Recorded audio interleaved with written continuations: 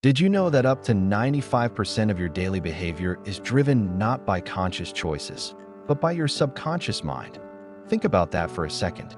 Most of what you do, say, feel, even believe, is being run by mental programming you're barely aware of. This hidden force within you, the subconscious, operates like a background operating system. It filters your reality, influences your decisions, and sets the boundaries of what you believe is possible. And unless you learn how to work with it, it can quietly sabotage your goals, your happiness, and your potential. That's where mind mastery comes in. Mind mastery isn't about controlling every thought you have.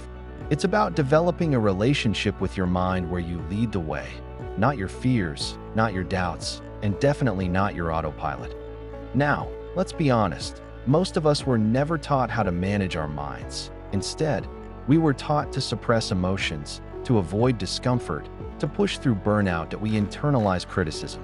We rehearse negative thoughts like mantras, and over time, this becomes a pattern, a loop that we repeat the same mistakes. We procrastinate, we lash out, we give up. Have you ever set a goal with genuine excitement, only to watch yourself delay it, avoid it, or give up halfway through? That's not laziness, that's your unconscious beliefs pulling the strings. The truth is, you can have the right strategy, the right tools, even the right environment, and still fail if your mind isn't aligned with your vision. So, how do we begin changing that? Let's talk about 3 foundational tools for mind mastery: visualization, mindfulness, and positive affirmations. Visualization is more than daydreaming. It's the art of rehearsing success.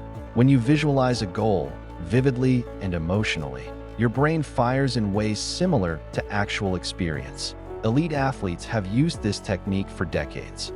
They mentally rehearse every move, every breath, every win. Why?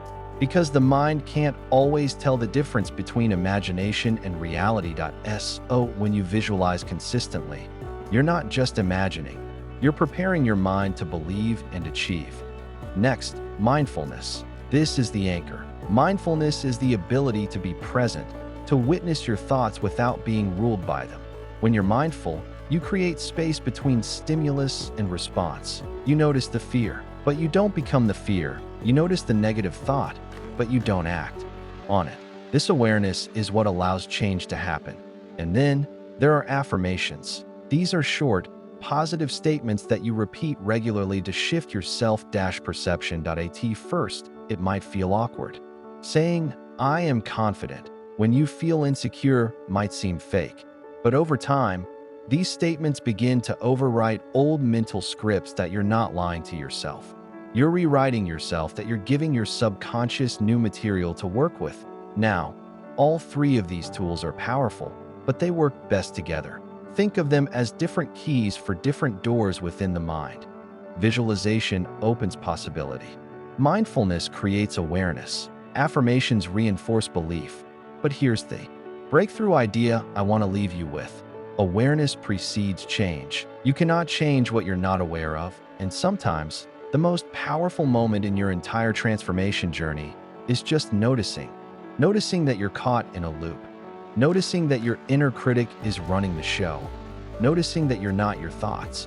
Let me give you a real example. A friend of mine, let's call him Daniel, struggled for years with fear of public speaking. Every time he had to talk in front of people, his hands would tremble, his throat would tighten. He'd blank out, panic, and then beat himself up afterward. He assumed he was just bad at speaking. That was his story. But after working with a coach, he started combining mindfulness and visualization before each speaking event. He'd spend 5 minutes breathing deeply, grounding himself in the present.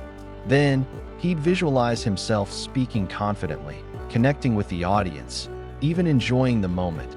And little by little, something shifted. He started to notice the fear. Without becoming the fear, that he rewrote the story.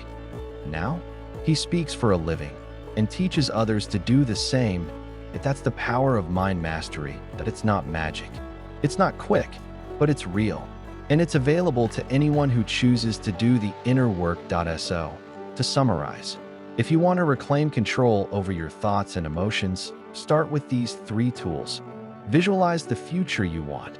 Practice mindfulness to become aware of the present moment. Use affirmations to reshape your internal narrative. These techniques won't remove every challenge, but they will change how you respond to them. And that changes everything. Now I'd love to hear from you. Have you tried any of these techniques? Which one resonates most with you right now? Drop a comment and let's start a conversation. And if you're ready to go even deeper into personal growth, check out the next video. It's all about how your environment silently programs your mind and how to design a space that supports your evolution. Your mind is powerful that it's time to start using it on purpose.